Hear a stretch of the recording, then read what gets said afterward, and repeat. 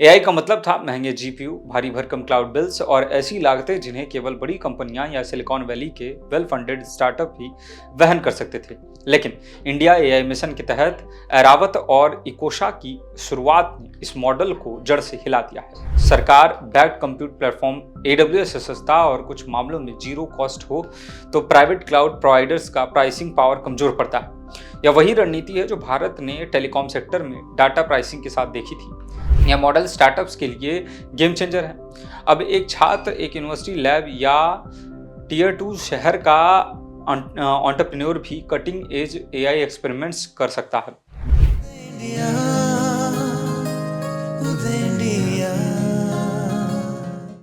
नमस्कार, उदय India digital में आपका स्वागत है। मैं हूं सात्विक उपाध्याय। मित्रों, दुनिया आजकल एआई कर रही है, तो हमने सोचा कि आखिर हम लोग इन सब में कहाँ हैं। तो पता चला कि भारत सरकार तो दुनिया से 4 कदम आगे ही है इस एआई के मामले में। कैसे? आज की इस कड़ी में वही जानेंगे।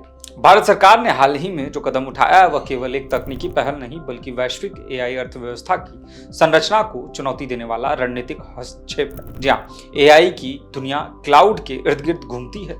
अब क्लाउड क्या है यह आपको बताने की जरूरत तो है नहीं।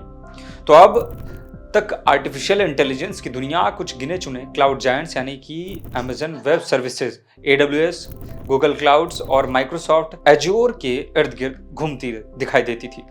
एआई का मतलब था महंगे जीपीयू, भारी भरकम क्लाउड बिल्स और ऐसी लागतें जिन्हें केवल बड़ी कंपनियां या सिलिकॉन वैली के वेल फंडेड स्टार्टअप ही वहन कर सकते थे।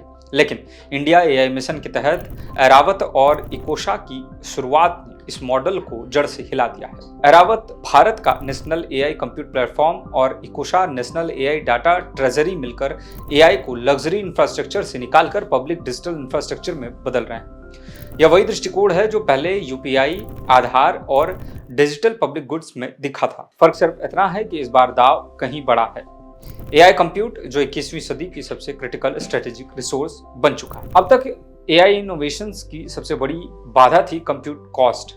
Large language models, computer vision system या जनरेटिव एआई एप्लीकेशंस को ट्रेन और डिप्लॉय करने के लिए मैसिव जीपीयू क्लस्टर्स चाहिए होते हैं। AWS या गूगल क्लाउड्स पर यह लागत लाखों डॉलर तक जा सकती है। इसका नतीजा यह हुआ कि इनोवेशन का केंद्र सिलिकॉन वैली और कुछ पश्चिमी देशों तक सीमित रह गया। भारत सरकार का हस्तक्षेप इसी बॉटलनेक को तोड़ता है। ऐरावत के जरिए स्टार्टअप्स, रिसर्चर्स और यूनिवर्सिटीज को high end compute power fraction of the global market cost पर मिल रही है और कई पब्लिक इंस्टीट्यूशंस व अर्ली एज स्टार्टअप्स के लिए यह एक्सेस पूरी तरह फ्री भी हो सकता है। हालांकि यहाँ असली डिस्ट्रप्शन भी हुआ है। भारत एआई चिप्स खरीदने तक सीमित नहीं है बल्कि एआई इंफ्रास्ट्रक्चर को डेलिबरेटली चीप बना रहा है। यह सीधे क्लाउड मोनोपोली को चुनौती देती है। जब सरकार बैक्ड कंप्यूट प्लेटफॉर्म AWS से सस्ता और कुछ मामलों में जीरो कॉस्ट हो तो प्राइवेट क्लाउड प्रोवाइडर्स का प्राइसिंग पावर कमजोर पड़ता है। यह वही रणनीति है जो भारत ने टेलीकॉम सेक्टर में डाटा प्राइसिंग के साथ देखी थी, जहां सस्ता डाटा पूरे इकोसिस्टम को ट्रांसफॉर्म कर गया। इकोशा इस रणनीति का दूसरा उतना ही महत्वपूर्ण पिलर है। एआई सिर्फ कंप्यूट से नहीं चलता, डाटा उसका फ्यूल है। ग्लोबल एआई मॉडल्स अक्सर वेस्टर्न डाटा सेट्स पर ट्रेन होते हैं, जिससे बायस कॉन्टेक्स्ट मिसमैच और लिंग्विस्टिक्स एक्सक्लूजन पैदा होते हैं। इकोशा भारतीय भाषाओं, गवर्नेंस डाटा, स्वास्थ्य, कृषि और समाज से जुड़े डाटा सेट्स को एक स्ट्रक्चर्ड नेशनल ट्रेजरी में बदल रहा है। इसका मतलब यह है कि इंडियन एआई अब इंडियन रियलिटीज पर ट्रेन हो सकेगा, और वो भी बिना डाटा एक्विजिशन की भारी लागत के। जी हाँ, अगर इसका जियोपॉलिटिकल और इकोनॉमिक असर भी गहरा है। सिलिकॉन वैली की डोमिनेंस केवल टेक्नोलॉजी की नहीं बल्कि इंफ्रास्ट्रक्चर कंट्रोल की थी। क्लाउड प्लेटफॉर्म्स ने एआई को सब्सक्रिप्शन बेस्ड एम्पायर में बदल दिया था।